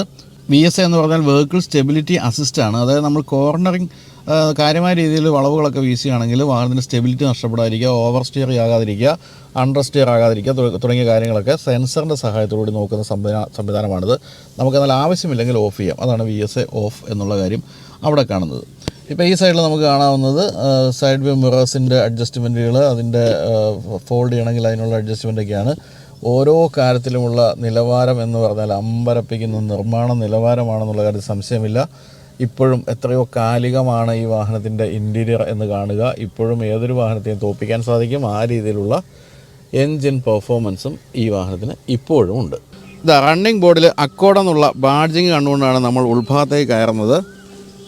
എൻ്റെ സാറേ, എന്താണ് ഇതിൻ്റെ സ്പേസ് എന്ന് കണ്ട. BMW 7 series, Benz S class തുടങ്ങിയവരൊക്കെ കിടപിടിക്കുന്ന ലെഗ് സ്പേസാണ് പിൻഭാഗത്ത്. അതുകൊണ്ട് തന്നെയായിരുന്നു ഇത് ആ കാലത്ത് പണക്കാരുടെ ഒരു ഇഷ്ടപ്പെട്ട വാഹനമായിരുന്നത്. ആ കാലത്ത് എനിക്ക് പണമില്ലായിരുന്നുകൊണ്ട് മാത്രമാണ് ഞാൻ അത് വാങ്ങിക്കാതെ പോയത്. ആ കാലത്തൊക്കെ നമ്മൾ ഏതായിരുന്നു 2011 നമ്മൾ പഴയ ഇന്ത്യക്ക് തള്ളിക്കൊണ്ട് നടക്കുന്ന ഒരു കാലത്താണ് ഇതൊക്കെ ഉപയോഗിച്ച് ആൾക്കാർ ജീവിച്ചിരുന്നെന്നുള്ളത് അസൂയ ഉണർത്തുന്ന കാര്യമാണെന്നുള്ള കാര്യത്തിൽ സംശയമില്ല. എന്തായാലും ഇവിടെ നടുവിൽ വലിയൊരു സെൻട്രൽ ടണലുള്ളതുകൊണ്ട് 2 പേർക്കാണ് സുഖമായിരിക്കാമെന്നെങ്കിൽ ഇപ്പോൾ അഡ്ജസ്റ്റ് ആക്കി ഇരിക്കാൻ സാധിക്കും. പിൻഭാഗത്തേക്ക് AC വെൻറ്റ് കൊടുത്തിട്ടുണ്ട്. AC വെൻറ്റിന് ചുറ്റും നമ്മൾ മുൻഭാഗത്ത് കണ്ട അതേ ആ ഒരു വുഡ് ഫിനിഷ് കൊടുത്തിരിക്കുന്നത് രസകരമായിട്ടുണ്ട്. ഇനി 2 പേരെ ഉള്ളെങ്കിൽ ആംബ്രസ്റ്റ് ഉണ്ട്. ആംബ്രസ്റ്റ് പ്ടിങ് എന്ന് ഞെക്കിക്കഴിഞ്ഞാൽ ഇവിടെ ചെറിയ സാധനങ്ങൾ സൂക്ഷിക്കാവുന്ന സ്ഥലമുണ്ട്. അതുപോലെ മുൻഭാഗത്ത് ഓഡിയോ സിസ്റ്റത്തിൻ്റെ അഡ്ജസ്റ്റ്മെൻറ്റുകൾ, ഇവിടെ സ്വിച്ചുകൾ, വോളിയം, ചാനൽ, മോഡൊക്കെ ഇവിടെ കൊടുത്തിട്ടുണ്ട്. അതും അന്നത്തെ കാലത്ത് വലിയ സംഭവം തന്നെയായിരുന്നു. പിന്നെ ഇതാണ് ഞാൻ പറഞ്ഞത്, പിൻഭാഗത്തേക്ക് സാധനങ്ങൾ എടുക്കണമെങ്കിൽ നമുക്ക് തുറന്നാൽ, പക്ഷേ ഇത് ലോക്ക് ചെയ്ത് വെച്ചിരിക്കുകയാണ്. അത് തീർച്ചയായിട്ടും വളരെ പ്രധാനപ്പെട്ട ഒരു കാര്യമാണ്. അത് ലോക്ക് ചെയ്ത് സൂക്ഷിക്കുക എന്നുള്ളത്. അത് അങ്ങനെ ലോക്ക് ചെയ്ത് വെച്ചിരിക്കുന്നത് തുറന്ന് കാണിക്കാൻ സാധിക്കുന്നില്ല. സോറി. എന്തായാലും വിശാലമായ ആംബ്രസ്റ്റിലും ഇവിടെയും കൊടുത്തിട്ടുണ്ട് ഈ ഒരു വുഡ് ഫിനിഷ്. ഇതിൻ്റെയൊക്കെയും ഒരു നിലവാരം എന്ന് പറയുന്നത് അമ്പരപ്പിക്കുന്നതാണെന്നുള്ള ഒരു സംശയമില്ല. 3 പേർക്കും ഹെഡ് റെസ്റ്റ് കൊടുത്തിട്ടുണ്ട്. പിന്നെ തൈ സപ്പോർട്ട് നോക്കുകയാണെങ്കിലും സീറ്റിന് നല്ല തൈ സപ്പോർട്ടുണ്ട്. ഇങ്ങനെ ഇരുന്ന് കഴിഞ്ഞാൽ എന്താ സുഖമെന്നുണ്ടോ, സുഖമായിട്ടിരിക്കാം. അതുപോലെ മറ്റൊരു രസകരമായ കാര്യമാണ്, അന്നൊക്കെ ഈ ജപ്പാനിലൊക്കെ പണ്ടാര സിഗരറ്റ് വലിക്കാരായിരുന്നു തോന്നുന്നു. അവിടെ ഡോർ പാഡിൽ ആഷ്ട്രേ കൊടുത്തിട്ടുണ്ട്. അത് 2 സൈഡിലും, പിന്നിലുള്ള 2 ഡോറിലും ആഷ്ട്രേ കൊടുത്തിട്ടുണ്ട് താഴെയായിട്ട്. അതാണ് നമ്മൾ ഇവിടെ കാണുന്നത്. പിന്നെ എങ്കിൽ പോലും അവിടെ നമുക്ക് ബോട്ടിൽ വയ്ക്കാൻ സ്ഥലമുണ്ട്. അതുപോലെ തന്നെ ആംബ്രസ്റ്റ് സുഖമായിട്ട് കൈവച്ചിരിക്കാം. പിന്നെ അങ്ങനെ ഉയർന്ന ഒരു പ്രൊഫൈലൊന്നുമല്ല ഈ ഒരു വിൻഡോ ലൈനിലെന്നുള്ളതുകൊണ്ട് തന്നെ സുഖമായിട്ട് കാഴ്ചകളൊക്കെ കൊണ്ടുപോകാം. ഇവിടെ ഒരു കോഡ് ഹാങ്ങറാണ് കൊടുത്തിരിക്കുന്നത്. അത് വാഹനത്തോടൊപ്പം കിട്ടിയതാണോ എക്സ്ട്രാ ഫിറ്റിംഗ് ആണോ എന്നുള്ള കാര്യം അറിഞ്ഞുകൂടാ. എന്തായാലും തീർച്ചയായിട്ടും ഷോഫർ ഡ്രിവൺ എന്നുള്ള നിലയ്ക്കും ഈ വാഹനം ഒട്ടും മോശമല്ല. പക്ഷേ ഇത്തരം വാഹനങ്ങൾ ഉണ്ടായിരുന്നവർ ഓടിച്ചിട്ടില്ലെങ്കിൽ അവരെ ഓടിച്ചിട്ട് തള്ളണമെന്നാണ് ഞാൻ പറയുന്നത്. കാരണം അത്രയധികം പെർഫോമൻസാണ് ഈ വാഹനം തരുന്നത്. അപ്പോൾ നമുക്കിനി ഓടിച്ച് നോക്കാം. അതിനുശേഷം ഹരിയോട് നമുക്ക് ഈ വാഹനത്തിൻ്റെ വിശേഷങ്ങൾ ചോദിക്കാം. അന്ന് കാണാത്തവരോട് പറഞ്ഞു തരാവുന്ന ഒരു കാര്യം എന്താ വെച്ചാൽ ഈ വാഹനം ഹരിക്ക് കിട്ടിയ കഥ തന്നെയാണ്. ഹരി ഒരിക്കൽ ഫ്ലൈറ്റിൽ സഞ്ചരിക്കുമ്പോൾ തൊട്ടടുത്തിരുന്നത് ഹോണ്ടയുടെ ഒരു ഒഫീഷ്യലായിരുന്നു, ഒരു ഹയർ ഒഫീഷ്യലായിരുന്നു. അദ്ദേഹത്തോട് അക്കോർഡിനെ പറ്റിയൊക്കെ ചോദിച്ചപ്പോൾ പുള്ളി പറഞ്ഞു, നമ്മുടെ പ്ലാന്റിൽ ഒരു അക്കോർഡ് V6 വിൽക്കാൻ കിടക്കുന്നുണ്ട് കേട്ടോ, വേണമെങ്കിൽ നോക്കുന്നു എന്ന് ചോദിച്ചു. അങ്ങനെ പ്ലാന്റിൽ നിന്ന് നേരിട്ടെടുത്ത വാഹനമാണിത്. പ്ലാന്റിലെ ആവശ്യങ്ങൾക്ക് ഓടിയിരുന്ന ഒരു V6 ആണ്. അത്തരം കഥകളൊക്കെ ഹരിക്ക് പറയാനുണ്ട്. അതന്ന് റാപ്പിഡ് ഫയർ പറഞ്ഞിരുന്നെങ്കിലും ഞാൻ ഇനിയും പറയിപ്പിക്കും. നോക്കൂ.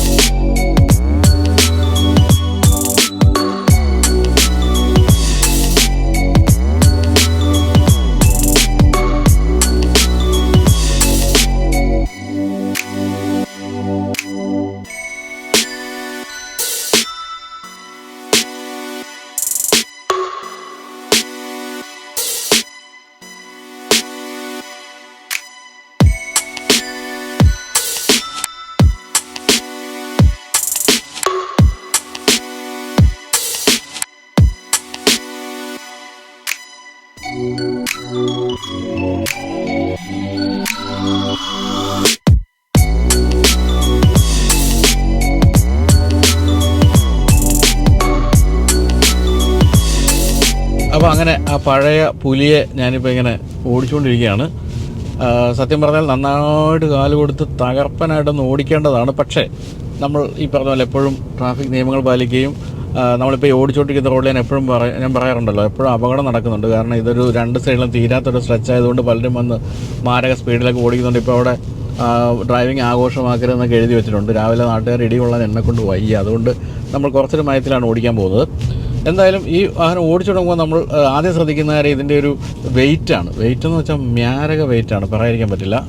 തന്നെയുമല്ല ഗ്രൗണ്ട് ക്ലിയറൻസ് ഒക്കെ ഒരല്പം കുറവാണല്ലോ, അതുകൊണ്ട് തന്നെ റോഡിനോട് ചേർന്ന് നിൽക്കുന്നത്, അതായത് ഒരു പക്ക സെഡാൻ്റെ, ഒരു പ്രീമിയം സെഡാൻ്റെ എല്ലാവിധ ലക്ഷണങ്ങളും ഉണ്ട്.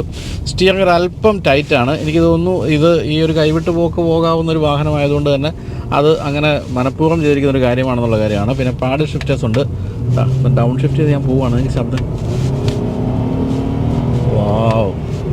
എൻ്റെ അമ്മ ഒരു രക്ഷയില്ല കേട്ടോ. നമ്മുടെ ഉള്ള C4 ഒക്കെ ഓടിക്കുന്നതിനേക്കാളും രസകരമായിട്ട് തോന്നുന്നുണ്ട് ഇത് ഓടിക്കാൻ. ഓരോ ഷിഫ്റ്റിലും ആ ഒരു പവറിൻ്റെ ഡെലിവറി എന്ന് പറയുന്നത് ഒരു രക്ഷയില്ല സാധനമാണ്. ഈ ഹോണ്ട അക്കോർഡിൻ്റെ 2.4 ലിറ്റർ 178 bhp പോലും മോശമല്ല പവറിൻ്റെ കാര്യത്തിൽ. അങ്ങനെ വരുമ്പോൾ 275 bhp എന്ന് പറയുന്നത് എന്താണെന്ന് ആലോചിച്ച് നോക്കുക. പിന്നെ സീറ്റിംഗ് പൊസിഷൻ ഉൾപ്പെടെയുള്ള കാര്യങ്ങളെല്ലാം ഇപ്പം ഡാഷ്ബോർഡൊക്കെ വളരെ ഹെവി ആണെങ്കിൽ പോലും താഴ്ന്നാണ് ഇരിക്കുന്നത്, അതുകൊണ്ട് നമുക്ക് വിസിബിലിറ്റി ഗംഭീരമായിട്ട് കിട്ടുന്നുണ്ട്. പിന്നെ സീറ്റിൻ്റെ ഈ ഒരു കുഷനിങ് ഉൾപ്പെടെയുള്ള കാര്യങ്ങളും ഒന്നും പറയാനില്ല. എല്ലാ തരത്തിലും അത്തരം കാര്യങ്ങളിലെല്ലാം വളരെ മുന്നിലാണ് അക്കോർഡെന്ന് പറയാം.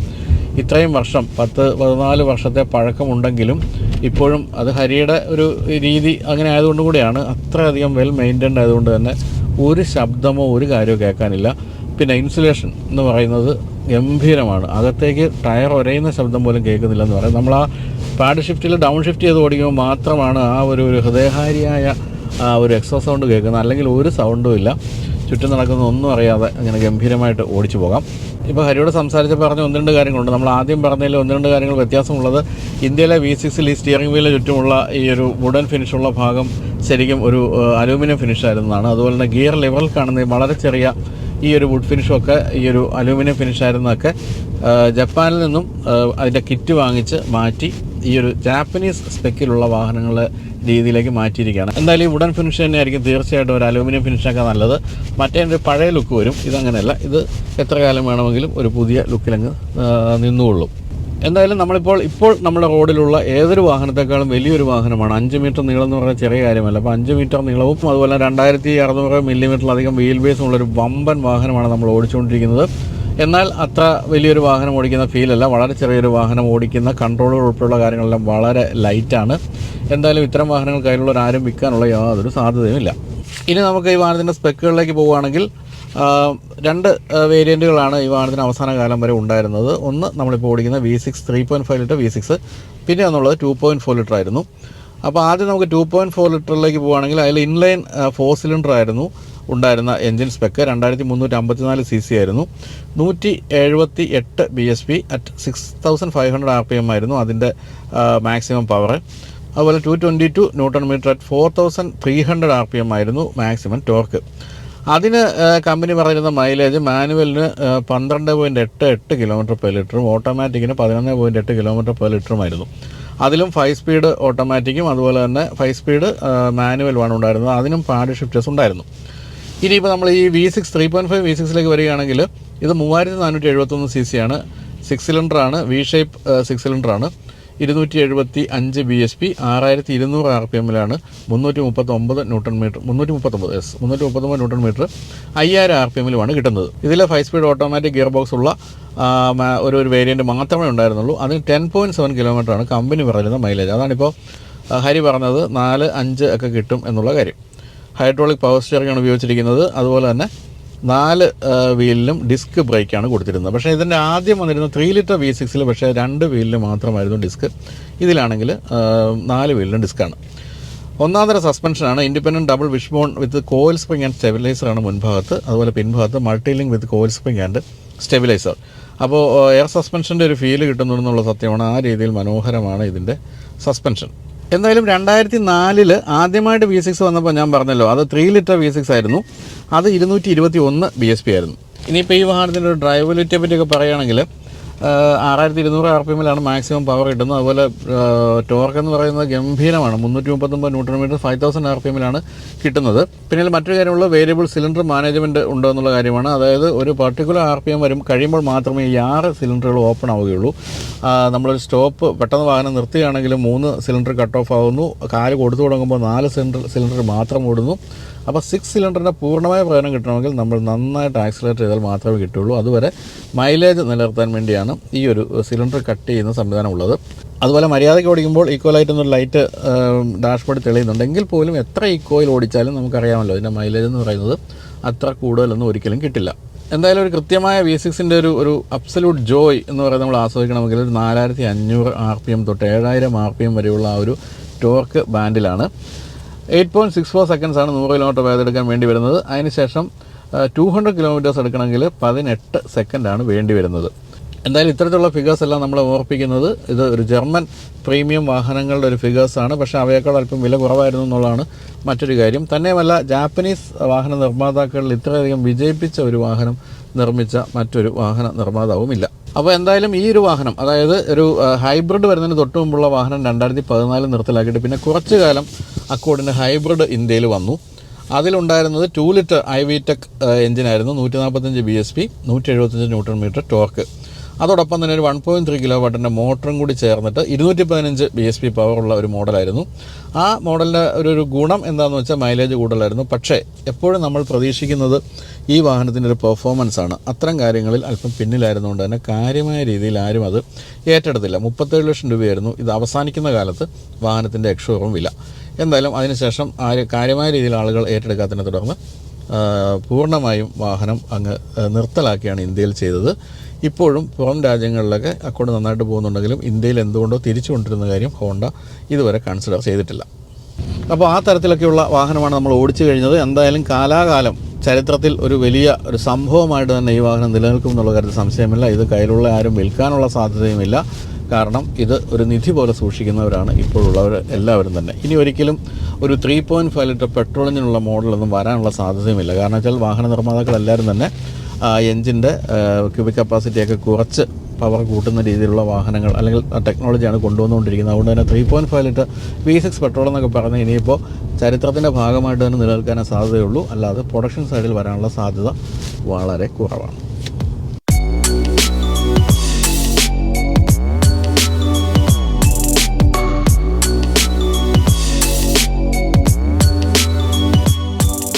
ഞാൻ ഈ ഓട്ടോമൊബൈൽ ജേർണലിസ്റ്റ് ആയിട്ട് വർഷങ്ങളായി. അപ്പോൾ ഈ കാലത്തിനിടയ്ക്ക് ധാരാളം വാഹന പ്രാന്തന്മാരെ പരിചയപ്പെടാറുണ്ട്. സാധാരണ എല്ലാ ദിവസവും എന്ന് തന്നെ പറയാം.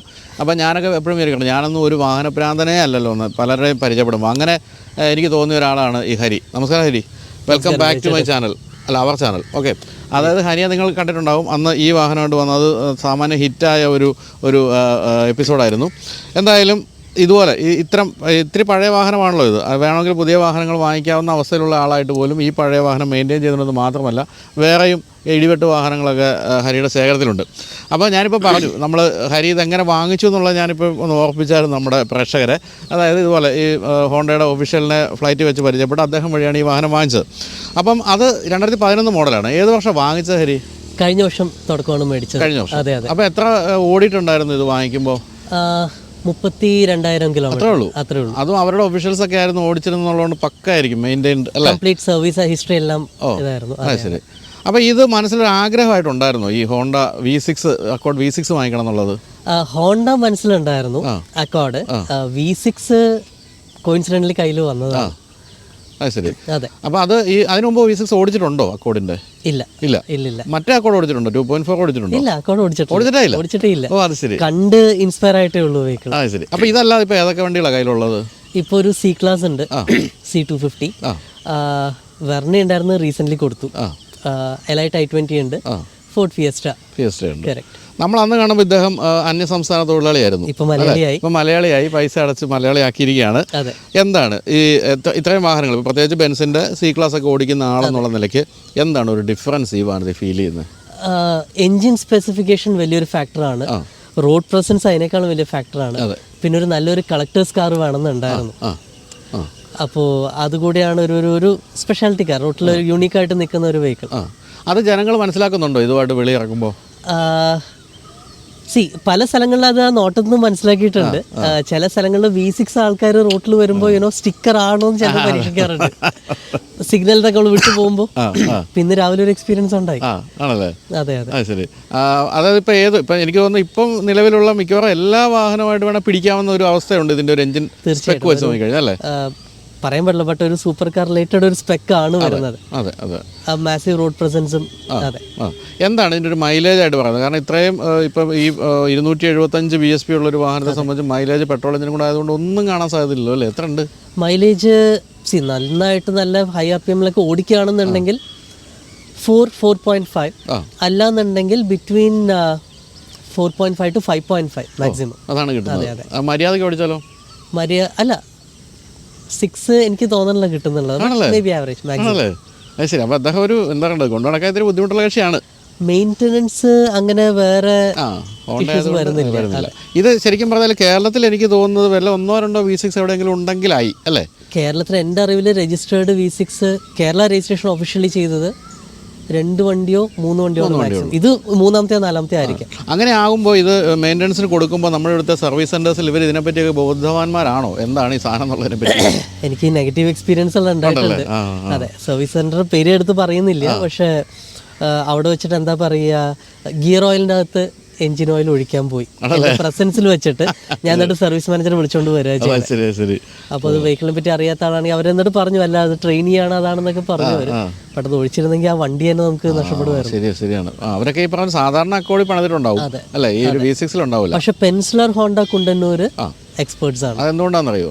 അവർ ഹോണ്ട എന്ന് ഇന്ത്യ വന്ന് അന്ന് തൊട്ടുള്ള ഒരു ഡീലർഷിപ്പാണ്. അതുകൊണ്ട് അവർക്ക് ഇതുമായിട്ട് ബന്ധമുണ്ടാവും. അതുകൊണ്ടാണ് പുതിയ ഡീലർഷിപ്പുകാർക്ക് ആ ഒരു പ്രശ്നം ഉണ്ടാകാൻ സാധ്യതയുണ്ട്. നമുക്കിനി എഞ്ചിൻ്റെ റൂം തുറന്ന് കാണാം. തീർച്ചയായിട്ടും. ഇത് ഹൈഡ്രോളിക്കാണ് അല്ലേ? തുറന്ന് വെച്ച് വടിയൊന്നും കുത്തി വയ്ക്കണ്ട. ഇവിടെയാണ് ഇതാ പ്രധാനപ്പെട്ട ഐറ്റം എഴുതിയിരിക്കുന്നത്, 3.5i VTEC എന്നുള്ളത്. VCM എന്നുള്ളത് എന്താണ് എന്ന് പറയാമോ? അത് വേരിയബിൾ സിലിണ്ടർ മാനേജ്മെന്റ് എന്ന് പറഞ്ഞ ഫീച്ചറാണ്. സോ ബേസിക്കലി 6 സിലിണ്ടർ കാറാണ്.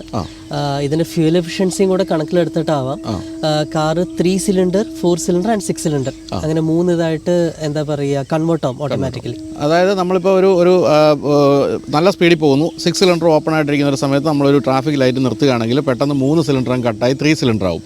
വീണ്ടും നമ്മൾ കാല് കൊടുക്കുമ്പോൾ 4 സിലിണ്ടറിലേക്ക് എത്തും, വീണ്ടും കാലം കൊടുക്കുമ്പോൾ 6-ലെത്തും. മാറും. അതിപ്പോൾ ഏറ്റവും റീസെൻ്റ് ആയിട്ട് ഇപ്പോൾ സ്കോഡയുടെ ഒക്കെ പുതിയ വാഹനങ്ങളിലൊക്കെ നമ്മളിപ്പോൾ ഇവിടെ കാണുന്നുണ്ട്. പക്ഷേ ഇതൊക്കെ 2011 കാര്യമാണ്. നിങ്ങൾ ആലോചിക്കണം, 2011 ഇവിടെ അതുകൊണ്ട് അമേരിക്കയിലൊക്കെ അതിനൊക്കെ വളരെ മുമ്പ് തന്നെ VCM ഒക്കെ എത്തിയിട്ടുണ്ടാവും. അപ്പോൾ അങ്ങനെ ഓരോരോ സിലിണ്ടർ കട്ടാകുമ്പോൾ മൈലേജ് കൂടുതൽ കിട്ടും. ഇത്തരത്തിലുള്ള വാഹനങ്ങളുടെ കാര്യത്തിൽ കുറച്ചെങ്കിലും മൈലേജ് ഇവർക്കൊക്കെ ഒന്ന് കിട്ടിക്കോട്ടെ എന്ന് കമ്പനി വിചാരിച്ചിട്ടാണ് ഈ VCM വെച്ചിരിക്കുന്നത്. എന്തായാലും നോക്കുക, അതെ ഹരി ഈ വാഹനം എങ്ങനെ സൂക്ഷിക്കുന്നുണ്ടെന്നുള്ള കാര്യം. എൻ്റെ ഒരു പാവപ്പെട്ട ജിംനിയോടെ കിടപ്പുണ്ട്, അതിൻ്റെ എഞ്ചിൻ റൂമൊക്കെ തുറന്ന പൊടി കാരണം നിങ്ങളൊന്നും കാണുക പോലും. ഇത് കണ്ടോ, ഇത് എത്ര നീറ്റായിട്ടാണ് സൂക്ഷിച്ചിരിക്കുന്നുള്ള കാര്യം. അപ്പോൾ എനിക്ക് തോന്നുന്നത് നമ്മൾ ഈ പറഞ്ഞ മെക്കാനിക്ക് ഇവിടുത്തെ ഇതായിരിക്കും തുറന്ന് എഞ്ചിൻ ഓയിൽ ഒഴിക്കാൻ ശ്രമിച്ചത് അല്ലേ? ആ തീർച്ചയായും അത് സാധ്യതയുണ്ട്. അപ്പം നമ്മൾ ആദ്യമായിട്ടൊക്കെ കാണുന്നവർക്ക് അത് ഒരു കൺഫ്യൂഷൻ ഉണ്ടാകാനുള്ള സാധ്യത തീർച്ചയായിട്ടും ഉണ്ട്. എന്തായാലും ഇതാ ഇവിടെയൊക്കെ ഒരു കാര്യമായ രീതിയിൽ ഒരു നല്ല ഇടി കിട്ടിയാൽ പോലും ഇൻറ്റീരിയറിലേക്ക് വരാതിരിക്കാൻ വേണ്ടിയുള്ള ഒരു ബാറൊക്കെ കൊടുത്തിട്ടുണ്ട്. എന്തായാലും ഹോണ്ടയുടെ നിർമ്മാണ നിലവാരം എന്ന് പറഞ്ഞാൽ ഒന്നും പറയാനില്ല. അത് ഈവൻ ഇപ്പം എൻ്റെ കയ്യിലൊരു ചെറിയ ഹോണ്ട ബ്രിയോ ഉണ്ട്, ഏറ്റവും വില കുറഞ്ഞ ഹോണ്ട എന്ന് പറയാം. അതിൻ്റെ പോലും ആ ഒരു വെയിറ്റും സംഗതി മൈലേജ് ഈ പറഞ്ഞ പോലെ വളരെ കുറവാണെങ്കിൽ പോലും എന്ത് രസമാണ് ഓടിച്ചു നടക്കുന്നത്. അതാണ് ഈ ഹോണ്ടയുടെ ഒരു ഗുണം. അപ്പം ഈ 2 വർഷത്തിനുള്ളിൽ എന്തെങ്കിലുമൊക്കെ അഡീഷണൽ പരിപാടികളൊക്കെ നടത്തിയല്ലോ. ഹെഡ്ലൈറ്റിൻ്റെ കാര്യം ഞാൻ മനസ്സിലാക്കി. ഇതെങ്ങനെയാണ് ഹെഡ്ലൈറ്റ് സോഴ്സ് ചെയ്തത് എങ്ങനെയാണ്? 8 Gen എന്ന് പറഞ്ഞ ഗ്രൂപ്പ് ഉണ്ട് US-ൽ.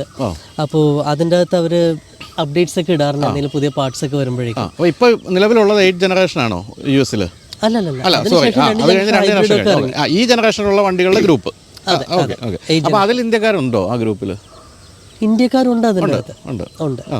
അപ്പോൾ അവർ സോഴ്സ് ചെയ്യാന്ന് വെച്ചാൽ നമ്മൾ അവരുടെ അടുത്ത് ഓർഡർ ചെയ്ത് അവർ അയച്ചു തരുമോ? ഓർഡർ ചെയ്യണം. അതായത് അവർ അതിൻ്റെ അകത്ത് ഒരുപാട് പരസ്യങ്ങൾ ചെയ്യും. നമുക്ക് നമ്മുടെ എൻക്വയറീസും ക്വസ്റ്റ്യൻസ് ഒക്കെ ഇടാം. അപ്പോൾ അതിനൊക്കെ ആരെങ്കിലൊക്കെ റെസ്പോണ്ട് ചെയ്തുകൊണ്ടിരിക്കും. അതിൻ്റെ അകത്ത് ഇങ്ങനെ ഒരു പാർട്ട് അവൈലബിൾ ഉണ്ടെന്നുണ്ടെങ്കിൽ നമുക്ക് അവരെ പേഴ്സണലായിട്ട് മെസ്സേജ് ചെയ്ത് അവരയക്കുന്നുണ്ട്. അവരയക്കാന്ന് വെച്ചാൽ അവർ ശരിക്കും ഇതിന്റെ മെക്കാനിക്സോ അല്ലെങ്കിൽ സർവീസ് സെന്റർ ഉള്ളവരൊന്നും ആയിരിക്കില്ലല്ലോ. ചിലര് അതിൻ്റെ അകത്ത് ഷോപ്സ് ഉള്ളവരാണ്. കാരണം ഒരിക്കലും ഞാൻ എന്തോ ഒരു എൻക്വയറി ഇട്ടപ്പോഴേക്കും ഞാൻ പറഞ്ഞു എനിക്ക് പാട്ട് വേണമെന്ന് പറഞ്ഞു. വേറെ ആരും ഒരു ഫോറിനർ പുള്ളി റിപ്ലൈ ചെയ്തില്ല, പുള്ളി എടുത്ത് മെഡിക്കൽ ഫ്രോഡാണെന്ന് പറഞ്ഞു. അതിൻ്റെ അകത്ത് ഇൻസ്റ്റന്റ് റെസ്പോൺസാണ് വരുന്നത്. ഫ്രോഡുകൾ അമേരിക്കയിലുണ്ടല്ലോ, ഇന്ത്യ മാത്രമല്ലല്ലോ അല്ലേ? പിന്നെ എന്തൊക്കെയാ മാറ്റം വരുത്തി? അപ്പോൾ അത് വാങ്ങിച്ചത് എത്ര രൂപയ്ക്ക് കിട്ടി കാണും അവിടെ നിന്ന് അയച്ചു തന്നപ്പോൾ? എനിക്ക് എല്ലാം കൂടെ ഒരു 50,000 ബിറ്റ്വീൻ 40 and 50,000. LED അല്ലേ ഇപ്പോൾ ഇത്? LED ആണ്. അപ്പോൾ മോശമല്ല, തരക്കേടില്ലാത്ത ഒരു വിലയാണ് അല്ലേ? നല്ല പ്രൈസാണ്. ഷിപ്പിംഗ് ഉൾപ്പെടെയാണ് ആ റേറ്റിൽ കിട്ടിയത്. അതുപോലെ ടൈൽ ലാമ്പും മാറ്റിയോ? ടൈൽ ലാമ്പ് അപ്ഡേറ്റ് ചെയ്തു. ടൈൽ ലാമ്പ് മാറ്റി, ടൈൽ ലാമ്പും നമ്മൾ LED ആക്കിയിട്ടുണ്ടെന്ന് എനിക്ക് കണ്ടപ്പോൾ തോന്നി. അപ്പം ഈ 8 ജനറേഷനിൽ ആ സമയത്ത് എന്തായാലും LED ഇല്ല. അപ്പോൾ ഇത് ആഫ്റ്റർ മാർക്കറ്റ് ആയിട്ട് ഇത് പ്രൊഡ്യൂസ് ചെയ്യുന്നതാണ് ആരോ അല്ലേ? അങ്ങനെയാണ്. അപ്പോൾ എത്രത്തോളം ഇതിന് ആവശ്യക്കാർ ഇപ്പോഴും ഉണ്ടെന്നുള്ളതാണ് ഇത്തരം പാർട്സിന് അവിടെയൊക്കെ അല്ലേ? അല്ലെങ്കിൽ ഇത്രയും മെനക്കെട്ട് പഴയൊരു വണ്ടിയുടെ LED ഹെഡ്ലൈറ്റ് ആക്കി മാറ്റേണ്ട ഒരു കാര്യമില്ലല്ലോ അല്ലേ? പിന്നെ എന്താ മാറ്റം വരുത്തിയിരിക്കുന്നത്? എക്സ്റ്റേണലി പുറത്ത് ഉള്ളത് ഈ ഡക്ടൈൽസ് ഫോൾഡർക്ക് ഇൻബിൽറ്റ് ഉള്ളതാണ്. V6 വന്നിരുന്നതാണ്. ഡാഷ് ക്യാമറ വെച്ചിട്ടുണ്ട്. ഇത് ഞാൻ പറയാൻ വിട്ടുപോയ കാര്യം കേട്ടോ. എക്സോസ്റ്റ് ഉണ്ടോ? ഇത്രയുണ്ട്. ഡാഷ് ക്യാം വെച്ചിട്ടുണ്ട്. 2 എക്സോസ്റ്റ് ആണ്, വളരെ സ്പോർട്ടി ആയിട്ടുള്ള. അതൊക്കെ ഇതിൽ ഇൻബിൽറ്റ് ആയിട്ട് വന്നിരിക്കുന്നത് തന്നെയാണ്. അപ്പോൾ ബ്ലൂടൂത്ത് അത് ഞാൻ പറഞ്ഞിരുന്നു. പിന്നെ ഡാഷ് ക്യാം 2 എണ്ണം. Dash cam front and rear dash camera ഉണ്ട്. ആ ഡാഷ് ക്യാമറയിൽ റിവേഴ്സ് ക്യാമറ ഇൻക്ലൂഡഡ് ആണ്. 4K ക്യാമറയാണ്. ഓഫ്ലൈൻ റെക്കോർഡിംഗും ഉണ്ട് അതിൻ്റെ അകത്ത്. അതെ. പിന്നെ മ്യൂസിക് സിസ്റ്റം മാറ്റം വരുത്തിയിട്ടുണ്ട്. മ്യൂസിക് സിസ്റ്റത്തിൽ ബ്ലൂടൂത്ത് ആഡ് ചെയ്തു. അത് മാത്രമേ ഉള്ളൂ. സ്പീക്കർ സിസ്റ്റം സോണിയുടെ ES സീരീസ് ആയിട്ട് അപ്ഡേറ്റ് ചെയ്തു. കാരണം ഇത് ആക്റ്റീവ് നോയ്സ് കൺട്രോൾ ഫീച്ചറുള്ള വെഹിക്കിളാണ്. ഭയങ്കര സൈലന്റ് ക്യാബിനാണ്. അപ്പോൾ നല്ല സ്പീക്കേഴ്സ് ഉണ്ടെങ്കിൽ. പക്ഷേ ഇതിന്റെ എക്സോസ്റ്റ് നോട്ട് കാരണം പലപ്പോഴും സ്പീക്കർ ചെറുതാക്കാറുണ്ടെന്നുള്ളതാണ്. ശരി. എന്തായാലും ഒരു മുതലാണ് കേട്ടോ, പറയാതിരിക്കാൻ പറ്റിയല്ല. അതുകൊണ്ട് തന്നെയാണ് ഇത്രയും വേറെ വണ്ടികളൊക്കെ ഉണ്ടെങ്കിലും ഹരി ഏറ്റവും അധികം ഇഷ്ടപ്പെടുന്ന ഹരി എനിക്ക് തോന്നുന്ന എല്ലാ വീക്കെൻഡ്സിലും ട്രിപ്പൊക്കെ പോകുന്ന ഇതിലാണ് അല്ലേ? എല്ലാ വീക്കെൻഡ്സിലൊക്കെ പോകാൻ പറ്റുള്ളൂ കേട്ടോ. അല്ലെങ്കിൽ ഈ പറഞ്ഞ പോലെ ഇതിൻ്റെ മൈലേജ് മനസ്സിലായല്ലോ, ഏതാണ്ട് പോക്കറ്റ് കാലിയാക്കുന്ന മൈലേജാണ്. എങ്കിൽ പോലും ഇത് എല്ലാ കാലത്തും ഒരു കളക്ടേഴ്സ് കാറാണ് അല്ലേ? പിന്നെ ഈ പറഞ്ഞ പോലെ ഇത് ഇപ്പം വെളിയിൽ നിന്നൊക്കെ നോക്കിക്കഴിഞ്ഞാൽ ഇത് പുതിയതല്ലെന്ന് ആരാ പറയുന്നത്? നോക്കിയേ, ഇത് അതിൻ്റെ ഷേപ്പും അതുപോലെ തന്നെ അതിൻ്റെ ഫിനിഷിങ്ങും ഇതിലെന്തെങ്കിലും ചെയ്തിട്ടുണ്ടോ? ഇതിന് പണ്ടാര ഫിനിഷിംഗ് ആണല്ലോ കോട്ടയം ഭാഷ പറഞ്ഞത്. ഇല്ല, ഒന്നും ചെയ്തിട്ടില്ല. ഇല്ലല്ലേ? ഒന്നും ചെയ്തിട്ടില്ല. ഒന്നും എനിക്ക് PPF ഒക്കെ ചെയ്ത പോലെ തോന്നും കണ്ടു കഴിഞ്ഞാൽ. ഒന്നും ചെയ്തിട്ടില്ല. അതെ, എന്തായാലും തിളക്കം കണ്ടോ ഇപ്പോഴത്തെ കാലത്തെ PPF ഒക്കെ. ഇവിടെ ഇപ്പം ഈ പറഞ്ഞ പോലെ ചെറിയ നെയിൽ സ്ക്രാച്ച് പോലെയൊക്കെ ഉള്ളിൽ ഉണ്ട്. അതിപ്പോൾ പറഞ്ഞു കൊടുത്താലേ അറിയുള്ളൂ. ശരി. അല്ലെങ്കിൽ പോലും ഒറ്റ നമ്മൾ ഇതിനകത്ത് എന്തോ കാര്യമായ രീതിയിൽ ഒന്നുകിൽ ഗ്രഫീൻ കോട്ടിങ്ങോ അല്ലെ PPF ഒക്കെ ചെയ്തെന്നേ തോന്നുള്ളൂ. ആ രീതിയിൽ തിളങ്ങി നിൽക്കുന്ന മോഡലാണ്. അപ്പോൾ എന്തായാലും ഇതൊക്കെയാണ് ഈ വാഹനത്തിൻ്റെ വിശേഷങ്ങൾ. അപ്പോൾ നമ്മൾ പറഞ്ഞല്ലോ, ഒരു കാലത്ത് ഈ രാജ്യത്തിൻ്റെയും ലോകത്തിൻ്റെയും ഹരമായിരുന്ന വാഹനമാണ്. ഇപ്പോഴും ഇത് നിലവിലുള്ള രാജ്യങ്ങളിൽ ഹരം തന്നെയാണ് തീർച്ചയായിട്ടും. ഞാനിപ്പോൾ അടുത്ത കാലത്ത് US പോയപ്പോഴും ശ്രദ്ധിച്ചു, അക്കോർഡുകൾ ഇഷ്ടം പോലെ ഉണ്ട്. ശരിക്കും പറഞ്ഞാൽ ഈ ജാപ്പനീസ് കാറുകൾ ഏറ്റവും അധികം US-കാർക്ക് പ്രിയപ്പെട്ടതായത് അക്കോർഡ് വന്നതിന് ശേഷമാണെന്നുള്ള കാര്യത്തിൽ സംശയമില്ല. അമേരിക്കക്കാർക്ക് എപ്പോഴും വളരെ നീളം കൂടിയ വാഹനങ്ങളാണ് ഇഷ്ടം. അങ്ങനെ കാര്യം കൂടി ചോദിക്കാനുണ്ട്. നമ്മളിപ്പോൾ ഇത് ശരിക്കും US സ്പെക്കാണോ അതോ ജാപ്പനീസ് സ്പെക്കാണോ? ഇത് US സ്പെക്കാണ്, ലോങ് വീൽ ബേസ് ആണ്.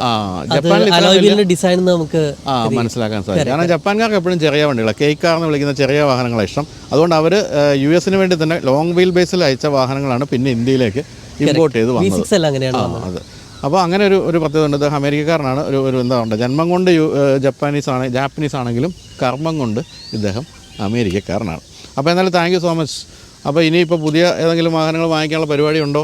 പഴയ വാഹനങ്ങൾ, പുതിയതല്ല. അതെ. കാരണം സി ക്ലാസും C250 നല്ലൊരു വെഹിക്കിളാണ്. ഞാൻ എപ്പോഴെങ്കിലും അത് ഇൻട്രൊഡ്യൂസ് ചെയ്യാൻ പറ്റും. ഓക്കെ അത് നമുക്ക് ചെയ്യാം. അതല്ല ഞാൻ ചോദിച്ചത്, ഇത്തരത്തിലുള്ള എന്തെങ്കിലും എക്സ്ക്ലൂസീവ് സാധനങ്ങൾ പഴയത് ഇനി വാങ്ങിക്കാൻ മനസ്സിൽ കണ്ടിട്ടുണ്ടോ? പറയാം, ഞാൻ വെച്ചിട്ടുണ്ട്. വരുന്നുണ്ട്. ഓക്കെ, എന്തായാലും താങ്ക് യു സോ മച്ച്.